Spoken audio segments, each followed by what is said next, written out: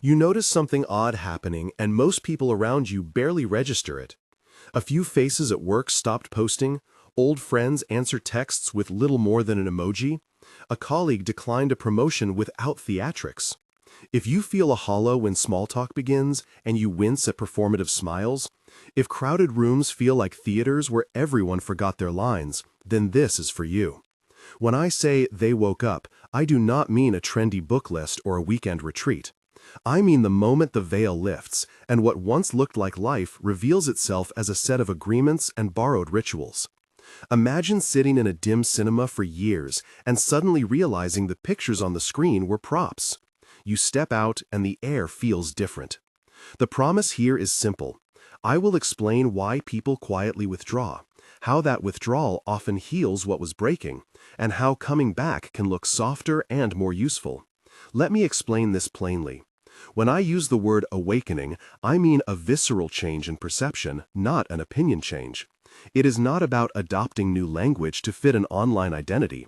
Awakening is when your nervous system notices the mismatch between what you feel and what you are expected to perform and refuses to keep pretending. It is a clarity that makes rituals hollow, that exposes projection in conversations, that turns applause into background noise. Think of it like a plant finally sensing insufficient light. It does not blame the gardener, it simply redirects energy toward survival. The metaphor matters because it keeps us from moralizing the choice to step back. Awakening pulls you out of the sleep of social habit and gives you a new scale to measure what matters. The world we call normal runs on scripts. Offices are stages, dinner parties are rehearsed scenes, small talk is wardrobe. You learn lines early and keep performing because belonging costs less than truth. In daily life, this looks like endless status updates, forced optimism at meetings, or smiling through exhaustion. I remember a moment with Marcus and Elena in a fluorescent conference room where the air tasted of stale coffee and printer toner. Marcus whispered, "You really mean this?" Elena answered, "I do, but it is easier to nod." That small exchange carried more honesty than the meeting had all morning. The sensory details are real. The buzz of fluorescent lights, the dry paper smell of printed agendas, the tinny laughter in a hallway, all add up to pressure. When someone awakens, the theater starts to look like a cage, and the cage is made of nice things. That recognition is painful and precise. What awakening reveals is not just clarity, but also shadow material. You see projection, you feel loneliness that had been masked as sociability. You encounter fear that used to live in the background. People notice the ways friends become mirrors for unfinished wounds. Priya notices that her partner keeps changing the subject when she brings up exhaustion. Jonah realizes that his applause-seeking at work covers a deep insecurity. Maya recognizes that family rituals were never about connection, but about maintaining an image. These revelations come with sensory hallmarks. When projection appears, you feel a tightness in your chest, a dryness at the back of the throat, an urge to step away from conversation. The world smells different when truths show up. Anecdotes help illustrate this.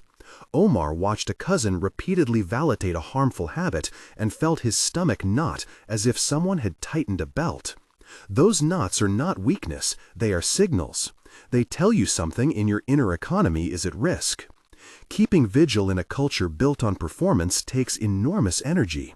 Maintaining politeness when you disagree, explaining yourself to colleagues who prefer the old script, sustaining a smile for family rituals that feel hollow, all drain reserves. Think of energy like water in a pot. In performative mode, you keep pouring from the pot into other people's expectations until it runs low. You become exaurido and confusion sets in. The plant metaphor returns because staying aligned with truth often requires leaving the pot to find richer soil. You feel it physically. Slower mornings, taste dulled for favorite foods, a heaviness behind the eyes. Friends like Aisha and Marcus notice the changes and try to help. Marcus offers a weekend hike, Aisha suggests a therapist. Their gestures are small acts of care that register as warmth on cold days.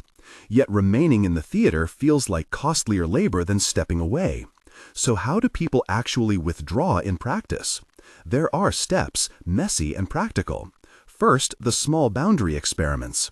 Turning off notifications for 48 hours, declining one social obligation, refusing a performance of gratitude.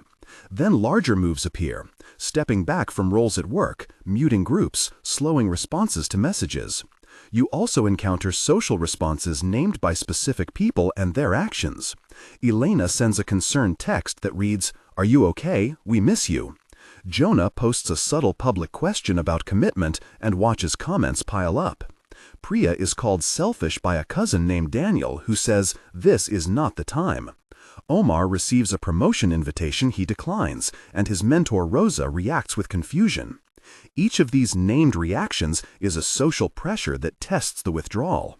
Dialogue becomes practical and revealing. Elena says to Maya, "I do not understand why you are ignoring the reunion." Maya replies, "I am not ignoring everyone, I am choosing where to be." Elena asks, "Why not tell us?" Maya answers, "I tried, and it changed nothing."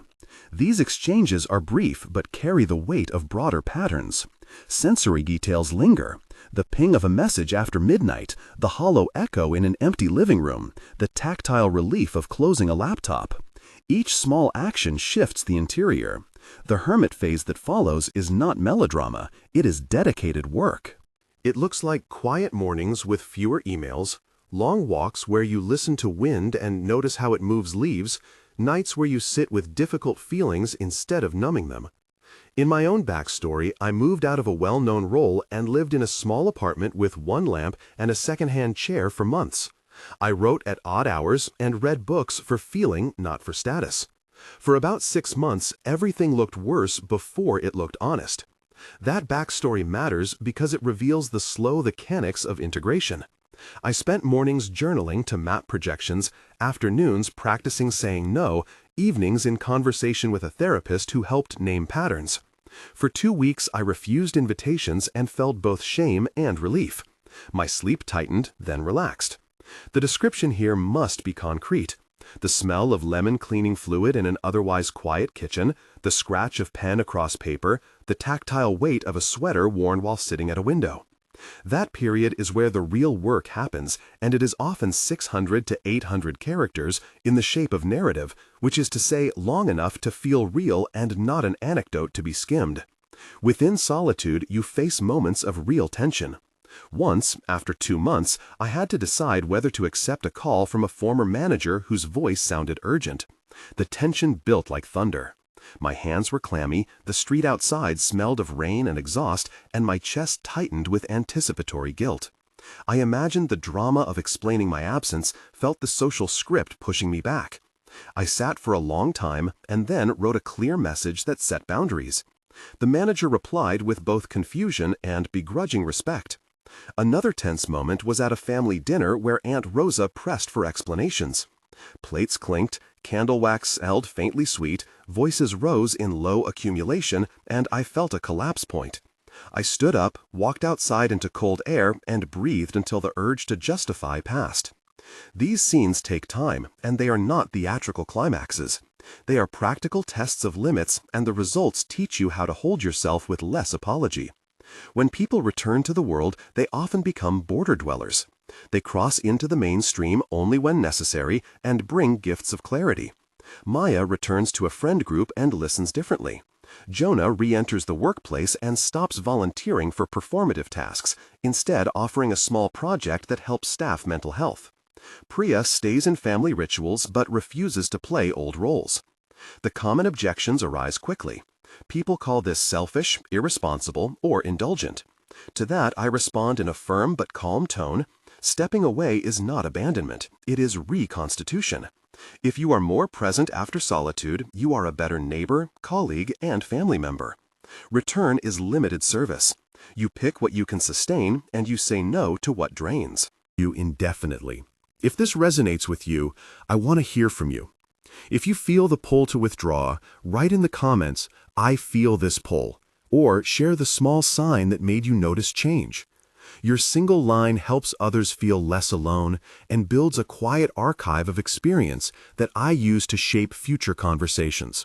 Keep your notes short and honest. Many people just need to see that someone else felt the same hollow at a party, or the same relief when they closed an app for a weekend. That gesture is not performative. It is connective. Now, let us return to the closing threads. To close, remember 3 simple actions you can take right now. First, permit yourself a brief experiment, 48 hours with notifications off and no explanations required. Second, name one ritual you can stop for a month and observe what returns to you. Third, keep a small log of feelings by touch, smell, sound, and mood to map energy rather than habit. The cocoon metaphor returns here because disappearance is often a cocoon, not a vanishing. Let the cocoon do its work. You are not abandoning people when you care for your clarity. You are preparing to return with something useful. If this video eased some of your confusion, consider subscribing to continue this conversation and to find other people trying to live with more truth and less performance. Step out of the theater for a while, breathe the clearer air, and when you come back, bring what grew in silence. You are not disappearing. You are waking up.